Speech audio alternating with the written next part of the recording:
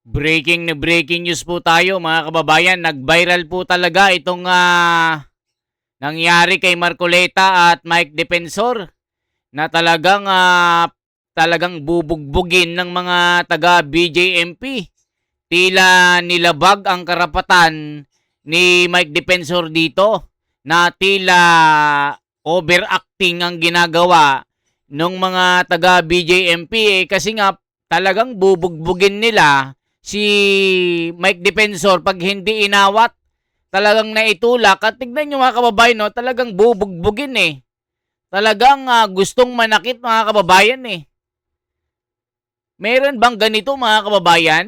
Nakakulong na nga ang mga ito. Gusto nyo pang saktan? Anong laban ng mga yan mga kababayan? Samantalang si Laila de Lima noon, kada preskon talagang sandamakmak ang sinasabi kay PRRD. Kung ano-anong mga paninira kay Tatay Digong. Pero ngayon mga kababayan, double standard. Kung kakampi nyo yan, malamang human rights agad. Na headline na naman si Tatay Digong kung siya yan. Pero ngayon kasi mga kababayan, si Da Junior, tila double standard. So ngayon mga kababayan, ano bang nangyari? Kasi nung nakaraan is late lang eto, mas matindi po ito. Panoorin nyo po.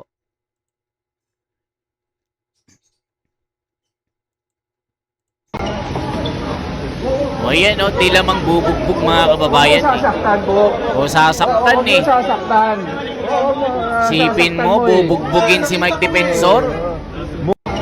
Ayan talagang bubugbugin eh.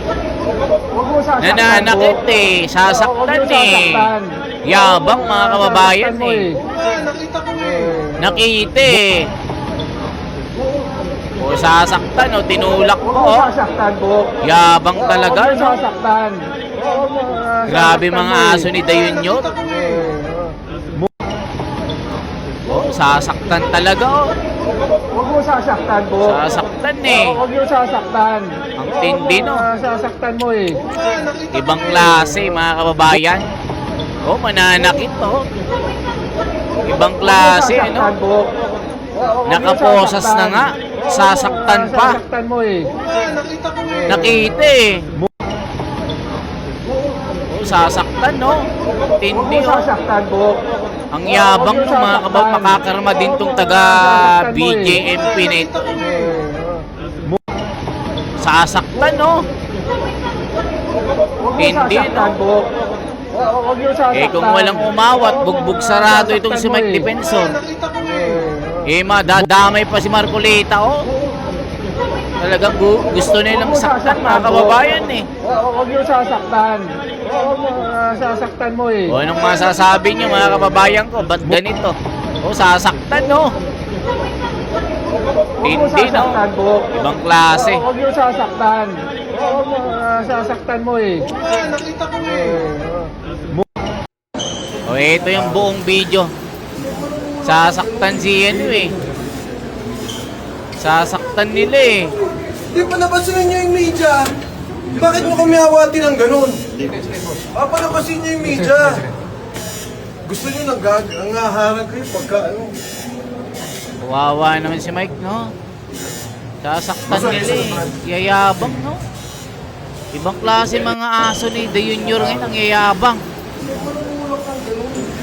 Sasaktan talaga siya eh. Di pa napasin niyo yung media. Bakit mo kami awatin ng ganun? Yabang nito Basto eh. Gusto niyo nangaharang kayo pagka ano. Grabing kayabang no. Ito, tignan nyo sasabihin ni Attorney Guanzon. Ang BJMP warden, dapat po imbestigahan nyo yung jail guard nyo na pinagbuhatan ng kamay si former Congressman Mike Defensor habang nasa custody niya. Abay, hindi ho yan excusable. That's not excusable. Ground po yan for dismissal sa violence, harm against a person detained, deprived of liberty. Meron pa nga tayong mga United Nations Convention yan eh. Maliban na po sa admin case dyan na aside from the BJMP rules, meron pa sa Civil Service Commission na mga rules sa administrative complaints. Pwede rin po yung criminal case. Ang Hindi, BJMP warden. Yabang, no? O, tignan nyo po ito si Attorney Topacio. Tignan nyo, ha? Ang yabang ng, taga BJMP, no? Tindi. Talagang gustong bugbugin, eh. Kung ayaw nyo palang, ma-interview si Defensor, wag nyong papasukin yung, wag niyong papasukin yung media, pasikat din kayo eh. O ito, tignan nyo ha. Ang BJMP warden, dapat po imbestigahan nyo yung jail guard nyo na pinagbuhatan ng kamay si former Congressman Mike Defensor habang nasa custody niya. Abay, hindi ho yan excusable. That's not excusable. The ground po yan for dismissal sa violence and harm against a person detained or deprived of liberty. Meron pa nga tayong mga United Nations Convention yan eh. Maliban na po sa admin case dyan na aside from the BJMP rules, meron pa sa Civil Service Commission na mga rules sa administrative complaints. Pwede rin po yung criminal case. Kaya dapat po warden sa BJMP dyan sa Payatas Rizal, please investigate this jail guard who laid a hand and not only with the intent to harm but with the full intent to humiliate a former congressman of this republic under his custody. We demand an investigation, warden. I visit your detention facility. I visit it almost every week. And if that's the kind of jail guards you have, then not only the persons with deprived of liberty are at risk, also their families are also at risk. Grabe Tindi O tignan nyo ito, mas malinaw. Mas malinaw po ito. Huwag yung sasaktan. Sasaktan eh. Sasaktan mo eh. Nakita ko eh. Oh, grabe talaga. Mananakit talaga, Huwag mo sasaktan po. Talagang gusto nilang Huwag yung saktan, sasaktan. Huwag mo sasaktan mo eh. Yabang talaga. O, ito pa. Bilang isang abogado, miyembro ng media at mamamayang Pilipino, mariin ko pong kinokondena ang pagyurak sa mga karapatang pagtao ni dating Congressman at Secretary Mike Defensor. Saksi po ko sa video kung saan kitang-kita po natin na pinipigil po ang ating mga miyembro ng media na makapanayam si Ginoong Defensor. Ito po ay hindi naaayon sa saligang batas. Ang isang taong bilanggo dahil sa isang warrant of arrest na hindi pa nakapagpiyansa ay dala pa rin po niya ang lahat ng kanyang mga karapatang pagtao.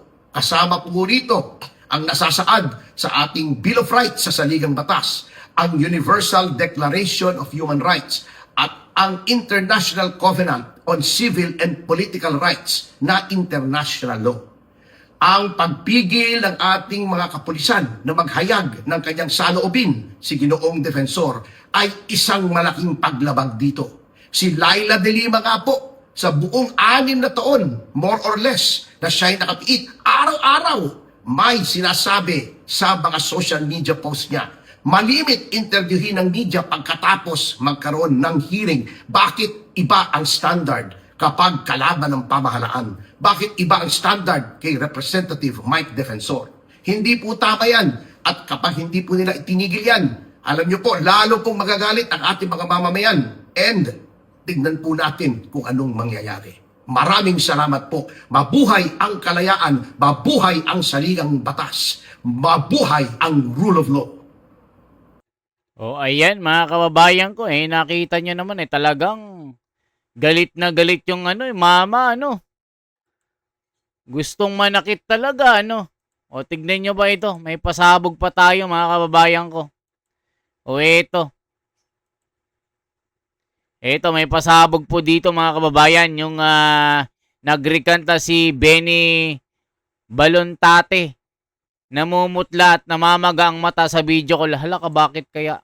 Check na natin anong nangyari. Inimbitahan po ako para pag-usapan namin yung pagpapalakas sa mga cases na tinitingnan ng Office of the Ombudsman. And second, gusto nilang malaman kung ano yung mga circumstances sa pag-recant ng apat. Okay. No? So, ang sabi ko, matagal na po kasi silang target of focused operations, psychological, financial, and may mga threats, ginagamit kasi nila yung barangay officials, may nagpapanggap, hindi ko alam kung totoo, o na NBI, na kinikase yung bahay. In fact, I think na-record ni Orbilio yung sinabi ni Bolontate na sinabihan si Bolontate, nasabihan si Orbilio na kinasing ng NBI yung bahay niya. NBI? Oo. Okay. And ang sabi nga, alam nila na doon sa bahay mo sa likod may river. Okay. Ganon, no? Okay. So, kasi si Bolontate tumawag kahapon sa isa. Sa 14 mo? Sa 14. Oo. And then may mga sinabi siya na hindi ko muna masabi ngayon sa inyo. Pero yung essence, nagre-regret ba o paano? O ayan mga kababayan ko. Talagang nagkakabulgara na dito. 'Di ba? Bulgar pa natin ano nang nangyayari.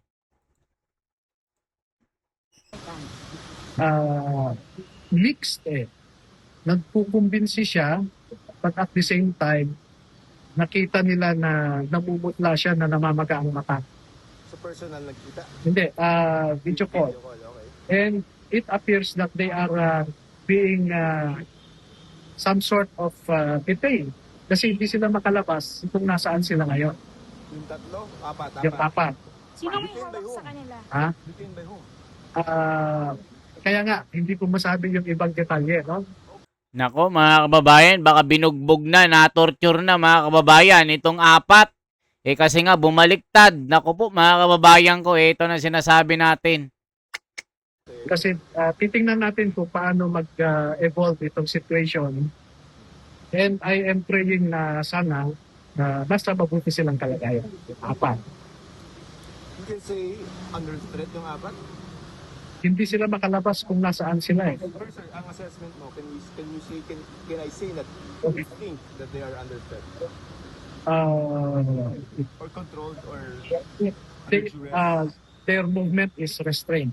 No? okay. Yun yung impression na nakita ko doon sa conversation nila kasi nag-video call. No? Okay. So, na-record yung video ko? You were there during the video call. Wala ako. After na. Pero ipinakita na lang sa akin after. So, na-record? Oo. Sir, nabanggit ba kung paano sila napunta doon o bakit sila magkakasama? When was the last time you saw them?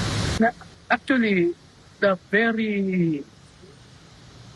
night before nag-press con sila, nagpaalam sila sa akin. Actually, matagal na yung sinasabi nila sa akin to. Sabi ko, hindi ko kayo pipigilan. Kung ano sa tingin nyo yung tama, kung ano sa tingin nyo yung makakatulong sa inyo, go ahead, sabi ko sa kanila. Pero walang sisihan yun, kaya sabi ko na. So, ba nagsisisi ba yung apat niyan? I'm not sure. Okay.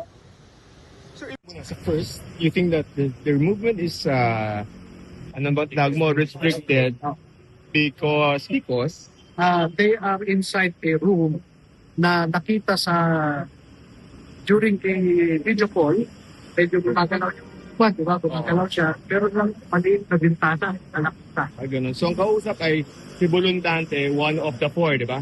Sino kausap sa side niya? Gil, nabigat. Nabidad. Okay. So, okay. Magkasama po silang apat dun sa room na yun or isa lang? During the conversation, si Bulontate lang ang kausap. Hindi niya nakita yung How do you know na magkakasama yung apat? In one di ba room. in-interview sila? Sa hotel yun eh. Ano? Kasama sila. I'm talking about the phone call between Buluntante and Navidad. How did we know, sir, na at that point that they were talking sa video call, yung tatlo kasama ni Buluntante are confined in a space? Ang sinabi ko ay during the conversation, ang nakita lang si Bulontate. Okay. So, ang restricted sino, sir? Based sa nakita ko, Bulontate lang kasi hindi ko nakita yung tatlo eh. Okay. Okay. So, ang sabihin namin, ang restricted movement, Buluntante lang. Tama? Oo, kasi siya lang ang nakita eh. So, sa second aspect, the ombudsman is still interested in, not naman, for lack of a better term, no, using some of the knowledge of the 14 others? Of course, oo. Kasi 5 yan ang naiwan, 3 yung nag-recant, no, of the 8. O ayan mga kababayan ko. Nako po. Gaya ni Orly Gutesa, yung 4 na Marines sa bumaliktad, tila iba na yung nangyayari sa kanila. Nako po. But Sabi na namumutla at namamaga ang mga mata sa video call. Nagrikanta si Benny Buluntate. Nako po, ano nang nangyari sa kanila? when these 8 were interviewed individually, may kasama sila na hindi kasama sa nagpirma, no? Alam mo sa kanila body. And I will be preparing together with the ombudsman lawyers and affidavit from those who were able to observe the proceedings during the question and answer exercise between the witnesses and the ombudsman lawyers. So the affidavit will state their knowledge about the investigation or about the operation ng maleta? No, about the process, how they were interviewed. Kasi ang sabi ng 4, pinilit sila at tinapot ng ombudsman. No? And pasisinungalingan yan nung iba na nakakita noong ini-interview sila. Alright. Pero sir, in terms of the 14 others na may alam ng operation ng maleta, gagamitin doon pa sila ng ombudsman? May ganun bang intention? According to... Hindi ko masagot yan. Sila ang makakasagot niyan. But I want to emphasize that yung 18, lahat ng 18 naman, sumama sila sa deliveries. Okay. Kaya sila nag-join affidavit. Kasi lahat ng na-deliveran na yan, halos magkakasama sila. So yun din pala yung question ko before pa kasi di ba ang alam namin, ang inasahan namin, all 14, all 18, paparado yan, kukunan ng isa-isa. But we stopped at 8. Paano nyo ba pinili? Ang ombudsman ang pumili. Ang sabi nila, pwede bang kausapin namin si Mr. Taberdo sa araw na ito? Sige, pinapunta ko. Si Bulontate sa ganitong araw. So isa-isa yon. Oo, upan. So individual. Ombudsman. How did they select? How do you know? I think randomly.